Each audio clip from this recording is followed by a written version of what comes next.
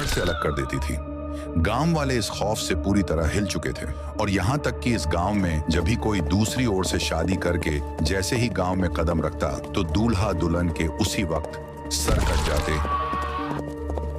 अमावस्या की डरावनी रात, इस खूनी श्राप को खत्म करने के लिए गांव में महान बाबा थुंग थुंग आए। गांव के ठीक बीच में हवन की आग के सामने बाबा थुंग थुंग ने अपना शक्तिशाली मंत्र बोलना शुरू किया।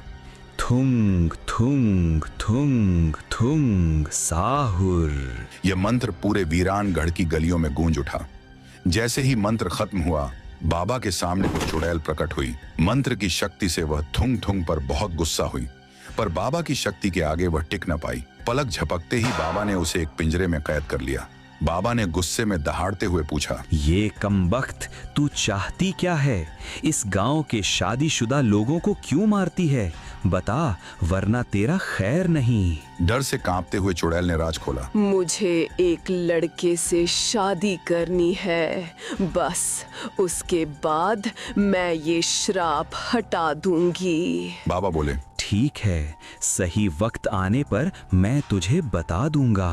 और फिर कुछ और मंत्रों के साथ बाबा ने उस चुड़ैल को अपने हाथ में रखे एक मिट्टी के मटके में कैद कर दिया। गांव वालों की सांसें थमी हुई थीं।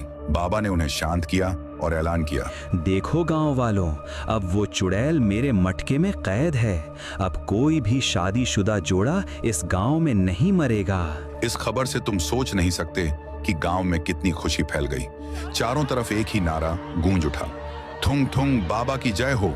अपनी महानता और शक्तियों के कारण बाबा थुंग थुंग गांव से कई कोसों दूर एक अजीब से दिखने वाले घने जंगल में रहते थे। उनकी तपस्या का अंदाज भी यूनिक था। वह एक विशाल सूखे पेड़ के नीचे हवा में उड़ते हुए घंटों घंटों तक अपनी साधना करते। बाबा थुंग थुंग की पहचान इतनी थी कि लोग दूर दराज से अपनी हर समस्या लेकर उस खतरनाक जंगल में पहुंचते थे।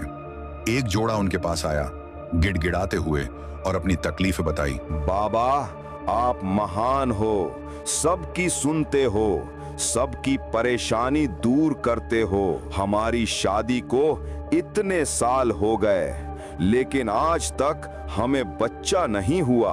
हम बहुत परेशान हैं बाबा। बाबा ने आंखें खोली और कहा, बच्चा, मेरे साथ ये मंत्र बोलो। थुंग थुंग थुंग। शाहुर पति पत्नी ने एक साथ मंत्र दोहराया। थुंग